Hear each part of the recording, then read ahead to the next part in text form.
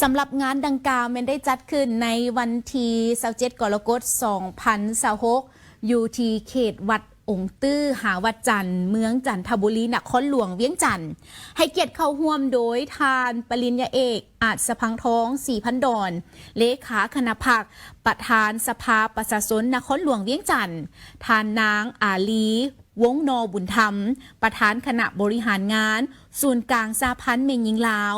พร้อมด้วยบรรดาทานการนำนครหลวงเวียงจันทน์การนำเมืองชุมชนบ้านผู้ต่างหน้าจากองค์การจัดตั้งสากล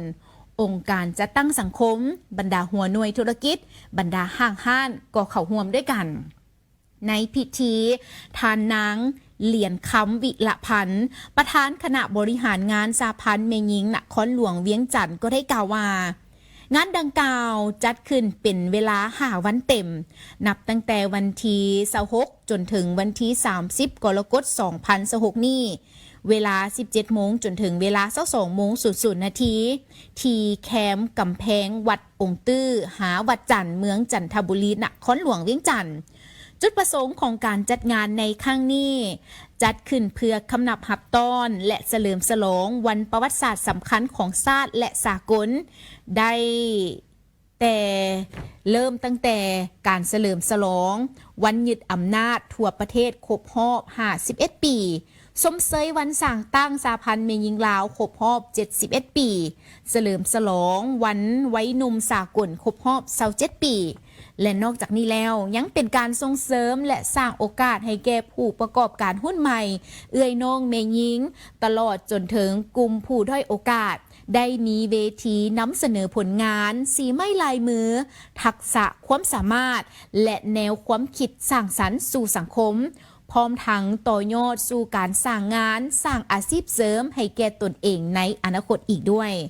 ภายในงานได้จัดสรรพื้นที่ออกเป็น4 โซนหลักด้วยกันเพื่อดึงดูดนักท่องเที่ยวทั้งภายในและต่างประเทศซึ่งในนั้นมีทั้งโซนหัตถกรรมโซนวางแสดงผลิตภัณฑ์ฝีมือและหัตถกรรมอันปาณีตโซนลดอาหารรวมมีทั้งอาหารเคลื่อนที่ปรุงแต่งแบบประดิษฐ์สร้างทันสมัยและก็ยังมีโซนเสื้อผ้าซึ่งเป็นสินค้าแฟชั่นเครื่องนุ่งห่มจากผู้ประกอบการหุ้นใหม่โซนอาหารบ่ว่าจะเป็นทั้งอาหารพื้นบ้านและก็เมนูหลากหลายชนิดพร้อมเดียวกันนั้นในทุกๆค่ำคืนยังจะมีการแข่งขันศิลปะวัฒนธรรมและความสามารถเทิงเวทีอีกด้วยอย่างเช่นการแข่งขันทักษะการเว้าเรื่องการเปลี่ยนแปลงของดินฟ้าอากาศการฟ้อนการเต้นห้องเพลงของวัยหนุ่มการถามตอบสิ่งรางวัล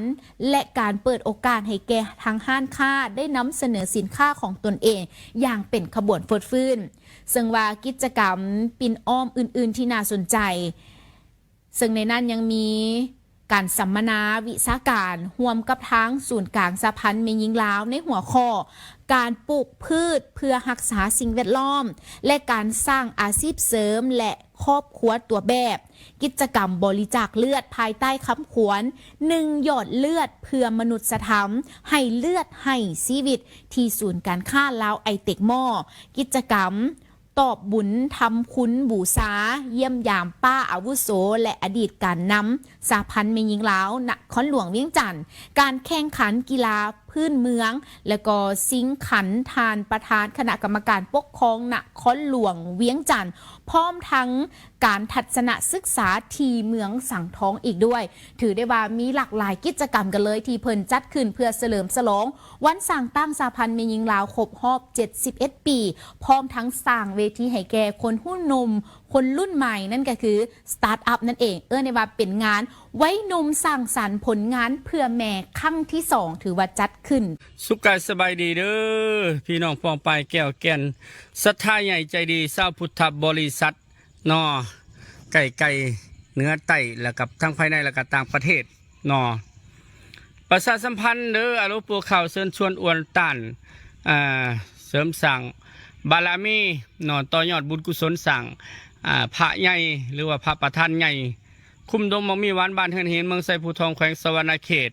ที่ได้ดำเนินงานตั้งแต่ปี 2019 ด้วยปัญหาหลายอย่างบ่ว่าจะเป็นปัญหาทางด้านโรคโควิดก็ดีแล้วก็ เศรษฐกิจก็ดีหลายๆอย่างร่วมกันก็เลยบ่ท่านได้สำเร็จเถื่อปีนี้ก็เป็นอีกปีหนึ่งที่สำคัญที่จะได้ดำเนินการต่อแต่ว่าขอเชิญชวนแก้วแกนศรัทธาใหญ่ใจดีผู้มีศรัทธาตั้งมั่นร่วมกันเนาะได้มาร่วมอุปโมทนาตามกำลังตามเหือตามแห้งนี่แหละตามบุญญาบารมีที่ได้เนาะสาระท่านร่วมกัน ขอบุญญาบารมีทั้งหลายที่ได้ห่วมสร้างภายในนี้จงกลับไปคำไปสู้ไปอยู่ไปซอยบรรดลบรรดาลขอบเครื่องเบิงแงงให้เจ้าภาพเจ้าศรัทธามีแต่ความสุขความเจริญเด้อส่วงเข้าพรรษากิจยังทำยังปรารถนาสิ่งใดขอให้ลาบให้ลื่นเจริญหุ่งเฮืองหน้าที่การงานการเงินการคำโศกหลับลำรวยกินบ่บกจกบ่ลงทุกสิ่งทุกประการทุกตนทุกคนเด้อสาธุสำหรับยักงานดังกล่าวนี้เป็นพิธีประกาศสร้างตั้งตาแสงหนองท้าเมืองจันทบุรีนครหลวงเวียงจันทน์ได้มีขึ้นในวันที่29กรกฎาคม2026อยู่ที่สำนักงานปกครองตาแสงดังกล่าวโดยการเข้าร่วมของทานทวีไสเหมาสมภูรองเลขาคณะพรรคนครหลวงเวียงจันทน์ทานสหายนางสุมาลีธรรมวงศ์เลขาพรรคเมืองจันทบุรีพร้อมด้วยการจัดตั้งทุกภาคส่วนเข้าร่วมในพิธีทานสหายแสงสาธิตพิมพ์เมืองประธานคณะกรรมการปกครองเมืองจันทบุรีก็ได้ขึ้นผ่านบทรายงานการกะเกี่ยมสร้างตั้งตาแสงหนองท้าวาตาแสงหนองท้ามีพลเมืองจำนวน20,500กับ93คนซึ่งมีอยู่น้ำกัน 4,000 กับ49ครอบครัวและมี317หน่วยประกอบมี6บ้านก็คือบ้านหนองท้าเหนือบ้านหนองท้าใต้บ้านห้วยหงบ้านดอนแดงบ้านหนองปิงบ้านบอนางัวเป็นเขตที่มีความหลากหลายทางด้านการท่องเที่ยวทางด้านนิเวศตัวเมืองการบริการการพัฒนาที่อยู่อาศัยและกสิกรรมเป็นต้นก็คือผ่านการกะเกี่ยมความพร้อมแมนถือว่ามีผลสำเร็จตามระดับคาดหมายเป็นต้นเวียกงานการบริหารได้มีการจัดวางบุคลากรที่เรียนจบวิชาชีพกฎหมายและไอทีเพื่อเกี่ยมความพร้อมรับใช้ประชาชนพร้อมการบริการแบบทันสมัยซึ่งได้นำใช้ระบบดิจิตอลเข้ามาช่วยในการบริหารงานระบบประตูเดียวพร้อมทั้งได้ให้บริการเอกสาร55รายการค่าธรรมเนียมทรัพย์สินและอากรผ่านระบบอิเล็กทรอนิกส์อย่างโปร่งใสเวียกโค้งลางสำเร็จการปรับปรุงซ่อมแผงสถานที่ห้องหับบอนเฮ็ดเวียกป้องบริการประตูเดียวซึ่งได้กำหนดเอาสถานที่ตั้งของสำนักงานตาแสงหนองท้าอยู่ที่โรงเรียนปฐมสมบูรณ์บ้านหนองท้าเหนือติดกับห้องการบ้านหนองท้าเหนือโดยได้ปรับปรุงซ่อมแปลงพร้อมทั้งได้ติดตั้งระบบเครือข่ายอินเทอร์เน็ตความไวสูงเพื่อรับประกันการบริการที่ว่องไวการสร้างตั้งตาแสงหนองท้าในครั้งนี้บ่เพียงแต่เป็นการจัดตั้งปฏิบัติตามระเบียบการเท่านั้นแต่ยังเป็นการยกระดับการบริหารรัฐให้ใกล้ชิดกับประชาชนเพื่อประสิทธิภาพในการพัฒนาเศรษฐกิจสังคมให้ก้าวไปสู่ความทันสมัยและยืนยงซึ่งมาในพิธีครั้งนี้ก็ได้มอบมติตกลงให้แก่คณะบริหารงานตาแสงหนองท้าและก็ได้มอบเป็นใบย่องย่อให้แก่ผู้ให้การสนับสนุนหลังจากนั้นก็ได้รับฟังการโอ้ล้มให้ทิศซี่น้ำจากห้องเลขาคณะพรรคนครหลวงเวียงจันทน์และก็ตอนท้ายพิธีการนำของทางนครหลวงเวียงจันทน์แล้วก็เมืองก็ได้ร่วมกันเปิดป้ายพร้อมทั้งลันคล้อง9 บาทเพื่อความเป็นสิริมงคลให้แก่การเปิดตาแสงหนองท้าอย่างเป็นทางการอีกด้วยต้องขอแสดงความสมเสยกับพิธีในสำหรับเวียกงานดังกล่าวนี้เป็นกองประชุมใหญ่สมาชิกพรรคหน่วยพรรคห้าฐานห้องการคณะกรรมการส่งเสริมการคุ้มครองการลงทุนนครหลวงเวียงจันทน์ครั้งที่1ได้จัดขึ้นในวันที่28กรกฎาคม2026นี้อยู่ที่ห้องการดังกล่าวโดยการเข้าร่วมของทานสหายศรีลีลาศทงศิลป์ทองเพ็งห้องเลขาคณะพรรคประธานคณะกรรมการปกครองนครหลวงเวียงจันทน์ทานสหายธนงไซขุดไพฑูรย์กรรมการประจำพรรค ห้องประธานสภาประชาชนนครหลวงเวียงจันทน์พร้อมด้วยสมาชิกพรรคและก็แขกถึกเชิญเข้าร่วมในพิธีทานสหายธนงศิลป์แสงพะวงเลขาหน่วยพักหักฐานห้องการคณะกรรมการส่งเสริมและคุ้มครองการลงทุนนครหลวงเวียงจันทน์ได้กล่าวไขกล่องประชุมอย่างเป็นทางการพร้อมทางได้ผ่านหางรายงานการเมืองต่อกล่องประชุมใหญ่ซึ่งตีราคาผลงานการจัดตั้งปฏิบัติเวียกงาน5 ปีผ่านมานับแต่ปี 2021 ถึงปี 2025ปัจจุบันหน่วยพักหักฐานแม้นมีสมาชิกพรรคทั้งหมด27สหายมี6เขตเศรษฐกิจพิเศษขึ้นกับการบริหารคุ้มครองก็คือเขตพัฒนากวมรวมไซเศรษฐาเขตเศรษฐกิจพิเศษบึงธาตุหลวงเขตเศรษฐกิจพิเศษลองแท่งเวียงจันทน์เขตเศรษฐกิจพิเศษดงโพสีเขตโลจิสติกนครหลวงเวียงจันทน์และโครงการเมืองทันสมัย Smart Cityการนำพาด้านวิสาสะเพาะแมนได้เอาใจใส่จัดตั้งผันขยายเวียกงานส่งเสริมและคุ้มครองการลงทุนภาคเอกชนภายในและต่างประเทศอยู่นครหลวงเวียงจันทน์ออกเป็นแผนดำเนินงานโครงการและเวียกจุดสุ่มอันละเอียดนำพาซี่น้ำบรรดาแขนงจัดตั้งปฏิบัติหน้าที่ตามการมอบหมายอย่างตั้งหน้าแสดงออกได้คือ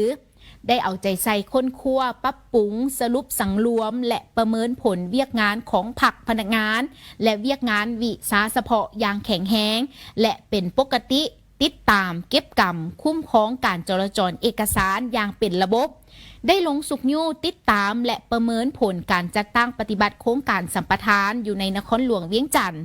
ออกอนุญาตผ่านมาได้มีการลบล้างโครงการที่เซ็นสัญญาสัมปทานบ่มีความคืบหน้าโครงการที่อยู่ในขั้นตอนศึกษาความเป็นไปได้23โครงการ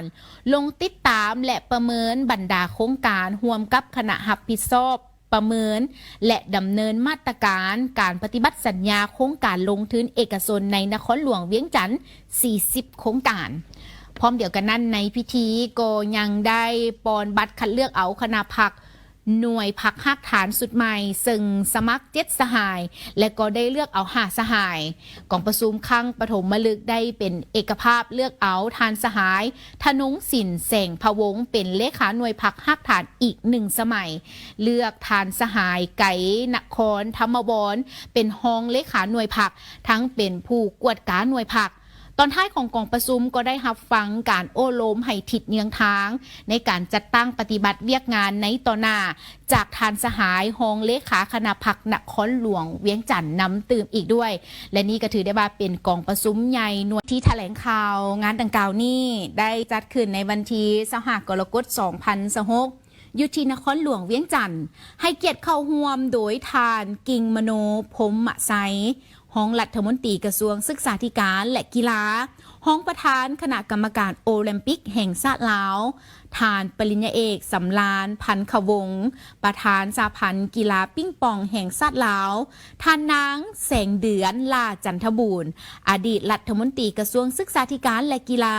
ประธานกิตติมศักดิ์สหพันธ์กีฬาปิ้งปองแห่งชาติลาวทานนางเวียงเงินไข่คำพิทูลประธานกิตติมศักดิ์สหพันธ์กีฬาหมากเล่แห่งชาติลาวพร้อมด้วยบรรดาหัวหน้ากรมห้องกรมผู้สนับสนุนและก็น้องๆนักกีฬาเข้าร่วมด้วยกันในพิธีดังกล่าวทานนางอรไทยสันติคงคารองประธานสหพันธ์กีฬาปิ้งปองแห่งชาติลาวก็ได้รายงานว่าการที่ทั้งสปป.ลาวได้รับเกียรติเป็นเจ้าภาพในการจัดงานระดับโลกอย่างต่อเนื่องเป็นผลมาจากความสมบูรณ์แบบและความมีมาตรฐานในการจัดงานในระยะผ่านมาจนเป็นที่ยอมรับจากทางสหพันธ์กีฬาปิ้งปองอาซีและสากลสำหรับการแข่งขันในปีนี้มีกระแสตอบรับอย่างล้นหลายโดยมีผู้เข้าร่วมจาก22ประเทศรวมทั้งหมดแมน403คนในนั้นเป็นรายการเยาวชนจำนวน276คนและก็หุ้นทั่วไป197คนประเภทชายหุ้นทั่วไปมีผู้สมัครเกินโควต้าที่กำหนดไว้ซึ่งทัพนักกีฬาเจ้าภาพสปป.ลาวได้ส่งนักกีฬาและครูฝึกเข้าร่วมทั้งหมดแมน70คนอายุระหว่าง9 หา 19 ปีสำหรับหุ้นเยาวชนและก็หุ้นทั่วไป16คนนั่นเอง การแข่งขันจะมีทั้งประเภทเดียวแล้วก็ประเภทคู่ผสมสิงไซทั้งหมดแมน32รางวัล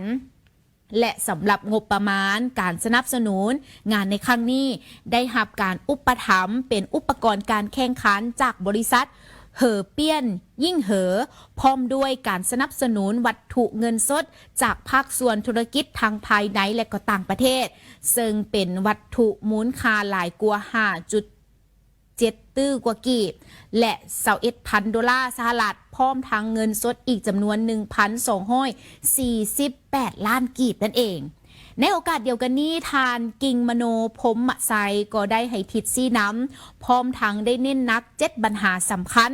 โดยเฉพาะแมนควรมีการยกระดับการจัดงานให้ได้มาตรฐานสากลในทุกด้านบ่ว่าจะเป็นในเรื่องของเทคนิคการถ่ายทอดสดและก็ความสงบปลอดภัยโฆษณาประชาสัมพันธ์ให้แก่สาวหนุ่มเยาวชนลาวได้ติดตามแล้วก็เสียตามลิขสิทธิ์ของทาง WTT และ ITTF ส่วนในนี่เนาะก็ควรให้สอดแทรกการโฆษณาถึงแหล่งท่องเที่ยวที่มีความสวยงามของประเทศลาวให้แก่ผู้เข้าร่วมและก็ทั้งต่างประเทศได้รับรู้พวกเขาต้องร่วมกันเป็นเจ้าภาพที่ดีด้วยการบริการการต้อนรับและ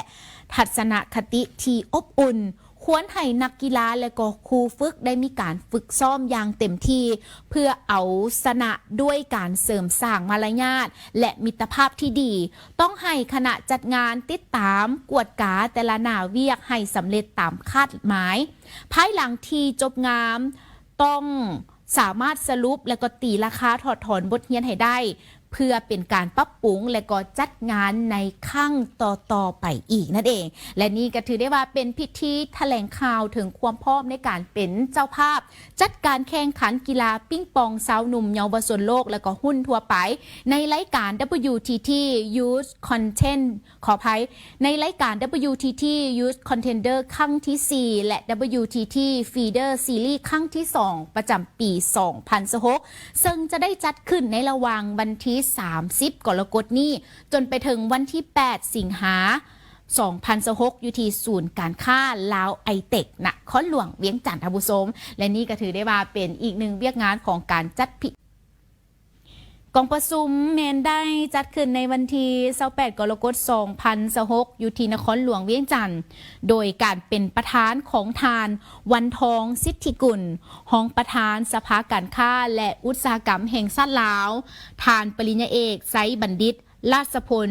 รองประธานสภาการค้าและอุตสาหกรรมแห่งชาติลาวทานนางมีนาวันพ้นเสนาประธานองค์การจัดตั้งทางสังคมลาวพร้อมด้วยบรรดาทานผู้ต่างหน้าจากกลุ่มสังคมสงเคราะห์และก็องค์การจัดตั้งทางสังคมลาวคณะกรรมาธิการต่างหน้าผู้ใช้แรงงานแขนงการกลุ่มธุรกิจที่เกี่ยวข้องเข้าร่วมและในนั้นทานปริญญาเอกไซบัณฑิตราชพลได้กล่าวว่ากองประชุมเผยแพร่ข้อกำหนดเวียกงานของภาคธุรกิจและบรรดาคู่มือเอกสารที่เกี่ยวข้องในครั้งนี้